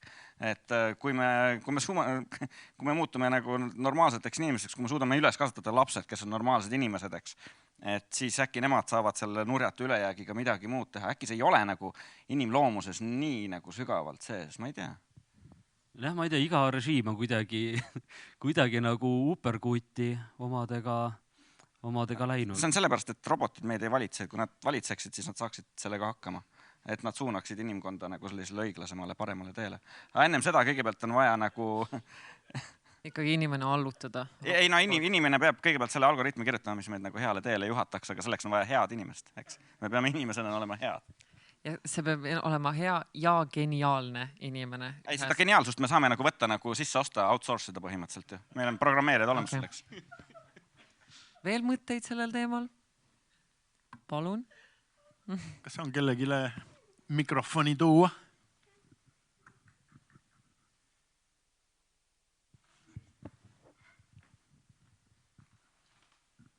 Ma võib-olla lihtsalt kommentaari mõttes ütleks, et see, et inimene on kuidagi eriline selles mõttes, et ta suudab kõik halvaks keerata või ära reostada, see on siiski üsna inimkeskne vaatenurka seal, et inimene on ikkagi eriline, sest reaalsus on see, et enamus liike suudavad oma elukeskkonna ära rikkuda üsna kergesti, aga lihtsalt kuna evolutsioon on olnud nii pikaajaline, siis need, kes on seda eriti hoogsalt teinud, on välja surnud. Et kui sa võtad ükskõik, mis kas või tänapäevased bakterid ja paned nad sootsasse kohta elama, siis nad paljunevad nii, kuidas jaksavad ja lõpuks nad söövad kõik ära ja eritavad mingeid endale mitte sobivaid aineid ja surevad ära. Et see on nagu igapäevane asi looduses. Ja, aga nad ei võta kaasa endaga tervet planeet ja mingit 100 teist liiki ja ei vägista seda planeet maad nagu igat pidi läbi, et nad lihtsalt ise nagu oma ette hääbuvad. Võib-olla nad teeks, kui nad saaks. Ega praegune liikide vähenemine on ju mitmes 5-6 suure väljasuremiselaine. Et üks esimene asi oli see, kui need bakterid ja vetikad hakkasid hoogsalt hapnikku tootma. Ja enamus liike suri selle peale välja, sest nende jaoks oli hapnikmürk. Et jällegi. Ja me ei ole erilised ka selle poolest, et me oskame maailma hukata. Ja jällegi siin tuleb sisse mu see varasem disaineri haridus, mis ütleb seda, et selleks, et sul oleks mingi probleem, mida sa saaksid lahendada, sa pead selle probleemi tekitama.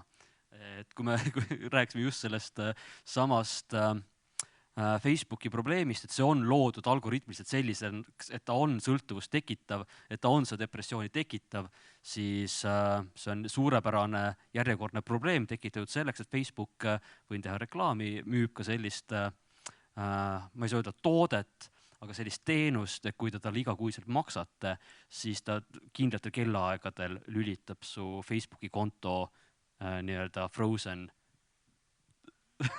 Et sa näiteks tahad öelda, et ongi, et sa nagu näiteks iga tööpäev ei saaks näiteks 10-5 ligi oma kontole, siis sa saad seda.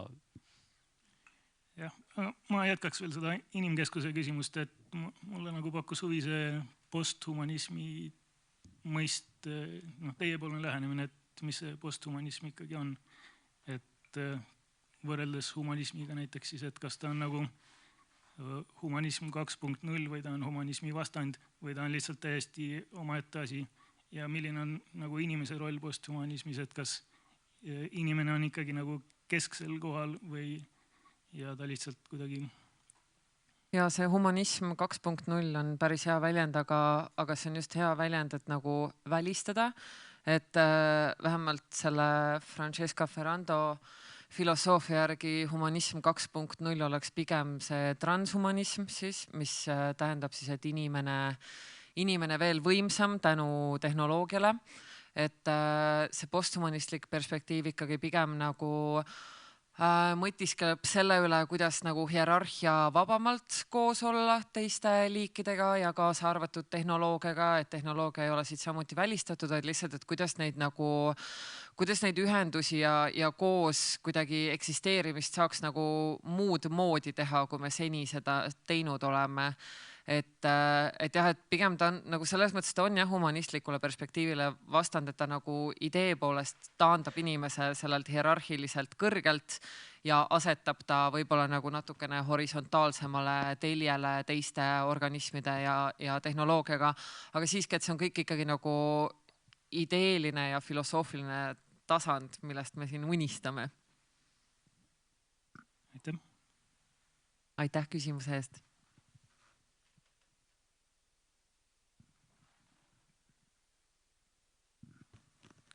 Ma kommenteeriksin natuke seda surmateemat, see oli väga paeluv. See tuletas, ma hakkasin mõtlema, et digitaalne maailm tõesti nagu selle päris maailmaga, mis on siis nii orgaaniline kui anorgaaniline, vastandub sellega, et seal nagu ei ole seda vormi, mis peaks ajas muutuma. Orgaanilises, anorgaanilises maailmas kogu aeg ju vorm muutub ja kui tuleb surm, siis drastiliselt muutub, eks ju, kehad hakkavad lagunema ja sisu üldse kaob ära. Digitaalses maailmas nagu sellist vormi ja sisu vahelist erinevust ei ole. Et see oleks nagu väline vaade sellele surmale. Aga sisemiselt mulle meenutab seda, see surmateema ühte väga kihvti mängufilmi, igaks juhuks ma pealkirja ei ütle, aga seal on jutt ühest robotist, kellel tekib selline tehisintelligentsus, et hakkab väga loominguliselt käituma. Ja ta hakkab arendama ka inimest, sest et inimesel igasugused organid hakkavad jumpsima ja läbi minema, siis ta aitab inimesel välja asendada oma rikki läinud neerud ja süda ja nii edasi. Ja ennast ta ka samuti arendab, sest et tema unistus on ise saada inimeseks. Aga nagu selle tingimusega, et teised inimesed seda robotit tõesti ka tunnistaksid inimeseks. Ja tal võtab 200 aastat aega, et saada inimeseks. Ja siin on kõige kihvtim koht, et läbi mille siis lõpuks. Sest et selle 200 aastat edasi on maailmas mingi tohutu suur valitsus, ta seisab selle komisjoni ees, palub, et teda tunnistatakse inimeseks. Ja ta on inimkonna heaks tohutult palju hüvesid korda saatnud. Ja öeldakse, et ei saa. Ta küsib, miks? Sellepärast, et teised inimesed ei anna sulle andeks. Kui sina oled inimene ja sa ei sure, siis inimesed ei anna seda sulle andeks. Ja edasi ta töötab selle nimel, et endas välja vahetada kõik osad, et tõesti saada surelikuks. Et vaat see vahe, see veelahe, mis seisab nagu inimese ja digitaalsuse või selle tehisintelligentsuse vahel, on nagu just see surematuse või surelikkuse vahe, mis jääb võib-olla lõpuni alles. Sellised mõtted.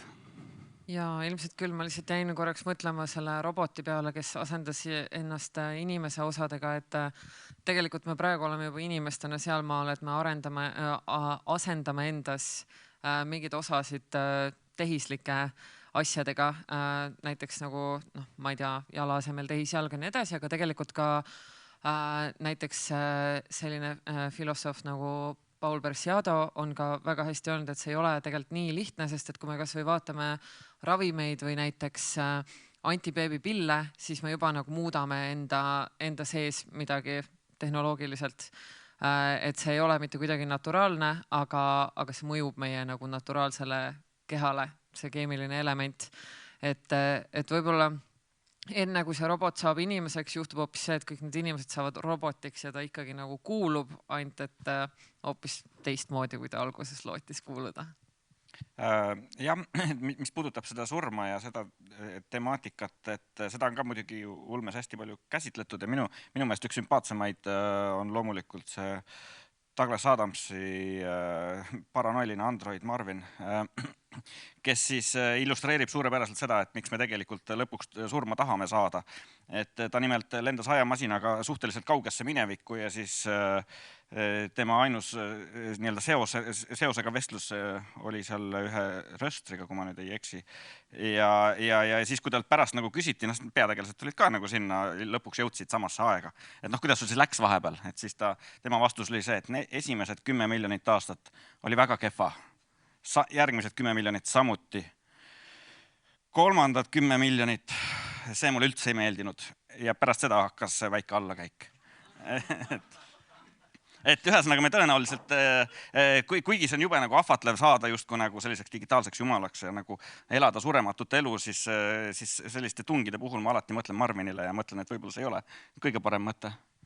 Jah, ja tegelikult, kui me nüüd oleme teinud neid disaini õppekavasid ja üldse püstitan neid suuri disainiprobleeme, mida me peame õpetama inimesi lahendama ja mida me peame ise õppima lahendama, siis minu puhul praegu Kunstiakadeemias, siis see surma küsimus on tegelikult võib-olla kõige aktuaalsem. Et ma ei nimetaks seda surmaks, aga lõppema õppimine on võib-olla asi, mida me nii-öelda mõtleme, kui me räägime kogu sellest ringmajandusest, siiamaani me ütleme, et ma viskan selle ära, et see on põhiliselt esimene küsimus, et mis koht on ära, et kuhu läheb asi ära, et sa pead võtma disainina kõik, kogu maailma asjade nii-öelda eluringi tükkideks ja vaatama, et kuidas see asi lõppeks võimalikult väheste kadudega ära või ta saaks võimalikult väheste kadudega mingisuguseks uueks asjaks ja ma arvan, et see ei ole mitte ainult füüsilise maailma disaini küsimus, vaid see on ka digitaalse maailma disaini küsimus. Et kui see hakkab nõudma järjest rohkem ja rohkem ja rohkem ja veel rohkem ressurssi ja meil ei ole mingit võlualgoritmi, mis suudaks välja mõelda selle lõputu energia nii-öelda resource, selle lõputu energia allika, siis see on järgmine disaini suur küsimus, et kuidas õpetada digitaalsust surema, kuidas õpetada roboteid surema. Et jah, et see on vähemalt füüsilises maailmas on see praegu see kõige põletavam küsimus, sest me tihtipeale näeme asju objektidena sellisena, aga et see objekt ei ole enne klaasiks saamist olnud klaas ja pärast oma funktsiooni lõppemist ta ei ole enam joogiklaas. Et samamoodi võime öelda, et midagi ei teki ega kao, kõik muutub ühest vormist teise, et igas meis võib olla juhuslikult ära eksinud aatom Jeesus Kristusest või Adolf Hitlerist, me kunagi ei tea seda, et mis mateeriast me täpselt midagi, mis väetisest me midagi sisse endal oleme söönud, aga et see nii-öelda jah, mitte isegi lõppema, aga see nagu ringlema õppimine on see, mis on vähemalt jah, disaini kõige põletavam küsimus hetkel. Võib-olla see posthumanistlik kõige suurem küsimus. Jah, on ka see, et kuidas me muutume, on ka näiteks laipadest lilleistikuid praegust välja mõeldud.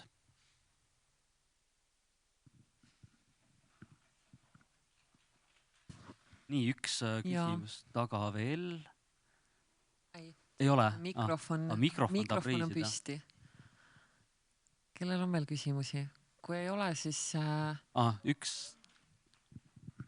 siis võime ka lavaväliselt edasi vestelda. Ma võin ikka küsida nii palju, kui aega on, aga tähendab, esteetika oli üks oluline märksõna. Aga siin oleks jällegi mind huvitab see inimesest lähtuv esteetika defineerimine, et kui järjest rohkem me pöörame tähelepanu, ühest küljest masinad toodavad järjest rohkem, vähemalt tulevikus eeldatavasti päris kunstiga ja teisest küljest ka kõikvõimalikud erinevad liigid, me saame järjest rohkem võib-olla aru, et sellel, mis nad teevad, on ka mingi nende jaoks esteetiline komponent sageli. Et mis siis eriti nagu teie kui kunstnike seisukohast, mis asi esteetika kui selline üldse on, et kas kui on asjad, mis ei tundu inimese jaoks kuidagi emotsionaalselt haakuvad mitte millegagi, aga me teame, et nad mingist teisest vaatenurgast on kunstilised ja esteetika, et kuidas teie kui kunstnikud sellega suhestute, kas see on nagu inspireeriv või jätab ükskõikseks või? Ma võib-olla võtan siin kuraatorina sõna, et see on täiesti okei, sest et kõik kunstiteosed või kõik asjad, mida ma näen, absoluutselt ei kõneta mind. Ja mida rohkem ma kunsti näen, seda vähem kunsti mind erutab. Ja nii on. Nii et see on täiesti okei, et mingid asjad ei tundu kellelegi huvitavad ja nüüd ma lähen natukene teise teema juurde, aga ma alati ka ütlen inimestele, kes näiteks galeriis käivad ja kuidagi on nagu natukene võib-olla vahel ähmi täis, et käisin vaatamas seda või seda näitust ja kuidagi nagu ei kõnetanud, justkui peaks nagu hea olema, on ju, siis see on täiesti okei. Et sul ei pea kõik meeldima, mida sa vaatad või on heaks tituleeritud. See on igaühe enda otsustada ja see on täielik õigus otsustada, mis talle meeldib või mitte. Aga kas see mõnes mõttes mulle vahepeal on jäänud mulje, et kunstiharidust või üldse sellist üldist haridust nagu mõnes mõttes võib põhjendada sellega, et me suudame rohkem hinnata neid asju, et kui me läheme kaasaegse kunstinäitusele, siis me saame aru, millega see haakub.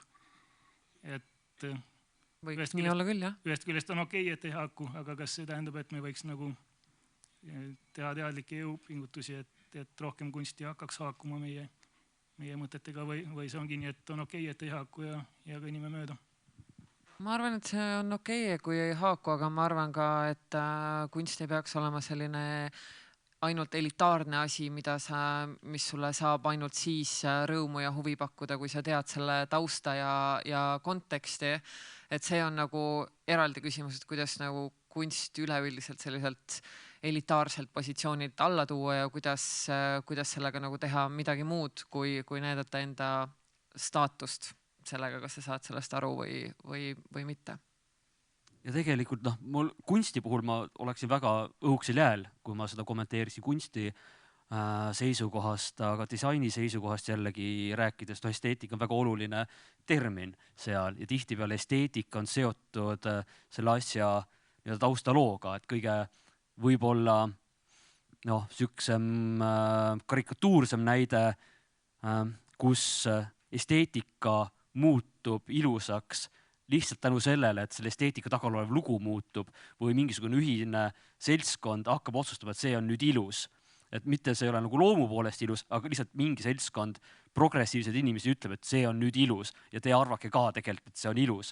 On näiteks maastikuarhitektuuris need rohekõrbed, golfimurud, mis on olnud justkui lähete diskresse, see on justkui nagu täpselt ühe niidiga tõmmatud. Ja nüüd järjest rohkem on hakanud tekkima neid aedasid, kus lastakse loodusel vabamalt kasvada ja sinna pannakse aia äärde see silt, et see ei ole maha jäetud, palun ärge tungige siia sisse, me lihtsalt toetame eluurikkust. Ja mida siin on ju neid olukordi küll ja veel, kus väga progressiivsed maastikuarhitektid on külvanud igasugu aasalilli ja selle peale kohalikud elanikud seal tänava ääres on läinud need lilled üles kaevanud ja pannud enda pelargooni tasemele, sest nende jaoks ei ole ilus. Aga see on väga selge loo jutustamine, et sa pead mingid näited üles saama, sa pead saama inimesed diskuteerima ja sa pead saama sinna, mis on see kodu ja aed või mis iganes siukesed ajakirjad, mille järgi inimesed nagu enda arvamusi mõjutas, sa pead need asjad saama sinna kirja. Et samamoodi meil ei ole maailmas väga palju muutunud, et minu vanaema kasvatas oma veterinaarravila taga igasugu juurikaid. Ta ei teinud seda sellepärast, et see on popp ja noortepärane, vaid ta tegi sellepärast, et oli vaja toidulisa ja seal oli maa, mis ei olnud kasutuses. Tänapäeval me ei kasvata EKKM-i taga või kuskil paneelide vahel neid kastipõllumaid sellepärast, et meil on lihtsalt jube häda, et porgandit ei saa osta, vaid lugu on muutunud, see muutub meile esteetiliseks, see muutub meile eetiliseks. Kaltsukates samamoodi, kui ma olin laps, siis sa ei tohti mitte kunagi kanda fjällrävenit või luhtat, sellepärast need olid brändid, mis tulid Soomest ja Rootsist humanitaarabina ja kui need olid sul seljas, siis kõik teadsid, et sa oled vaene, sest su vanemad on ostnud sulle riideid kaltsukast.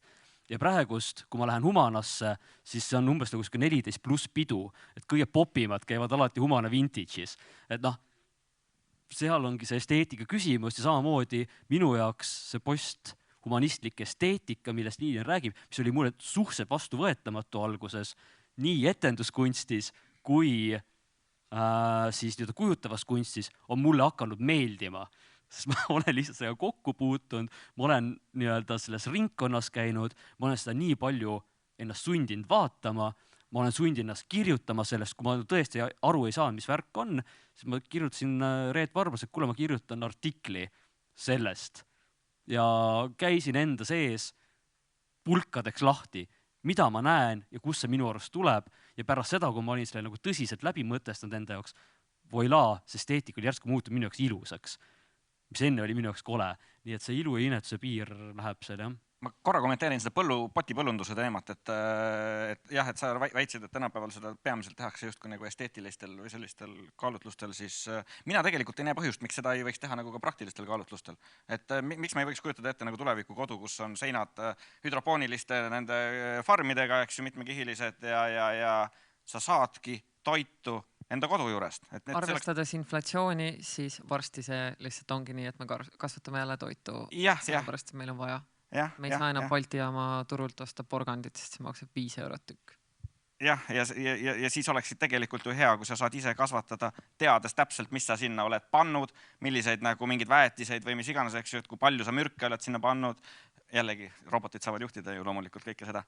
Aga põhimõtteliselt mina ei näe mingit põhjust, miks ei võiks olla tulevikus nagu nii-öelda puht praktilistel kaalutlustel olev praktika. Ja see ongi väga praktiline, sest kui ma õppisin Rootsis, siis veel Eestis olid just kõik need Daciad ja Pilpakülad buldooseritega üle sõidetud, see oli midagi inetud, see oli midagi koledat ja ei olnud see nii-öelda ökolaine peale tulnud, kus oli see nii-öelda potipõllumajandus ja kastipõllumajandus ilusaks muutunud, aga Göteborgis oldi juba linnas aru saadud, et kõige parem viis, kuidas nii-öelda toime tulla väärikas eas inimeste üksinduse ja kogukonnatunde, üksinduse vähendamise ja kogukonnatunde tekitamisega oligi see, et neile sellises parkmetsades anti oma aialapid, tehtigi aed ümber, inimesed said oma sellised, ma ei tea, 10 ruutmeetrit lapikesed, nägi välja täpselt nagu meie Daciad siin on ja kahjuks paljud on juba läinud. Aga oli keegi omale ufogrilli sinna püsti pand, siis mingist kohalikust IKEA bännerist oli endale kuuri sinna püsti pand ja see oli nagu megavinge, aga lihtsalt oldi jõudnud selle juurde tagasi ja siis oli see järsku ilus, et siis ei olnud enam kole ja vastik, sest kõik said aru, et kuulge, kui me anname igale väärikas eas inimesele oma põllulapi, siis me ei pea neid panema kõiki vanade kodusse ja looma neile mingisugust käsitööringi, vaid nad raisk on õnnelikud. Jah. See on ilus mõte, millega ma arvan lõpetada siin. Andke inimestele oma maalappe, nad on õnnelikud. Ja, olge raisad õnnelikud. Kogu asja kulminatsioon. Aitäh teile, kallid inimesed, siia tulemast ja meiega neid 2 tundi veetmast. Aitäh meie digikaaslased sealpool ekraani. Ja kui teil on veel küsimusi või tahate midagi arutada, siis me ilmselt jääme mõneks ajaks siia hängima. Baar on avatud. Baar on avatud. Et tõesti suur aitäh teile ka küsimuste eest ja et vastu pidasite nii kaua ja loodetavasti järgmise korrani või siis päris Biotoopia festivalini. Jah, siis päris Biotoopia festivalil sel suvel me jätkamegi selle sama teemaga esimesel päeval ja läheme järjest sügavamale. Aga suur aitäh teile!